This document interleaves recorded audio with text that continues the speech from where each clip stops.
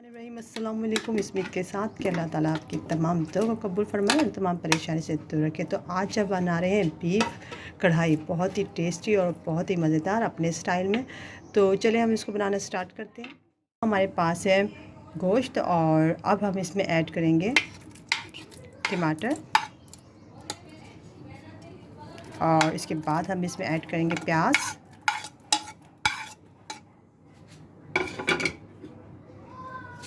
और यहाँ जाएंगे स्पाइसेस। यहाँ हमारे पास है सुर्ख मिर्च, हल्दी, गरम मसाला और धनिया और नमक। तो ये सब कुछ इसमें जाएगा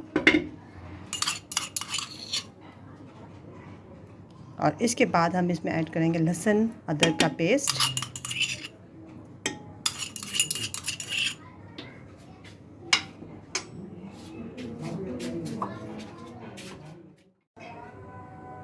और अब हम इसमें 1 से 1.5 गिलास पानी ऐड करेंगे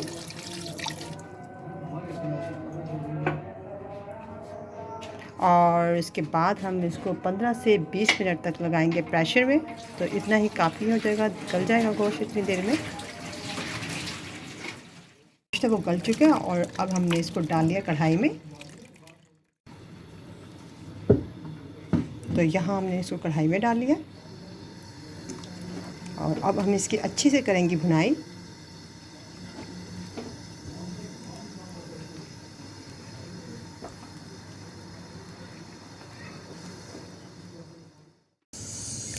तो अच्छी तरह हमने इसको कर दिया, भून लिया है और ऊपर से अब हम इसमें डालेंगे दही और जो दही है वो हमने अच्छे तरीके से फेंट लिया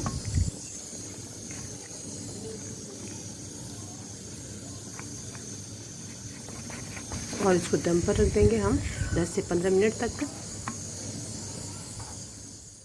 अच्छे तरीके से हम इसकी कर देंगे भुनाई दही डालने के बाद।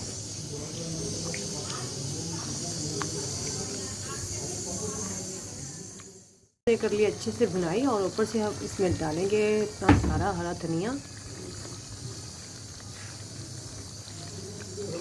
हरी मिर्च और इसको रख देंगे हम दम पर और अदरक डालेंगे ऊपर से और इसको रख देंगे हम दम पर 10 से 15 मिनट तक।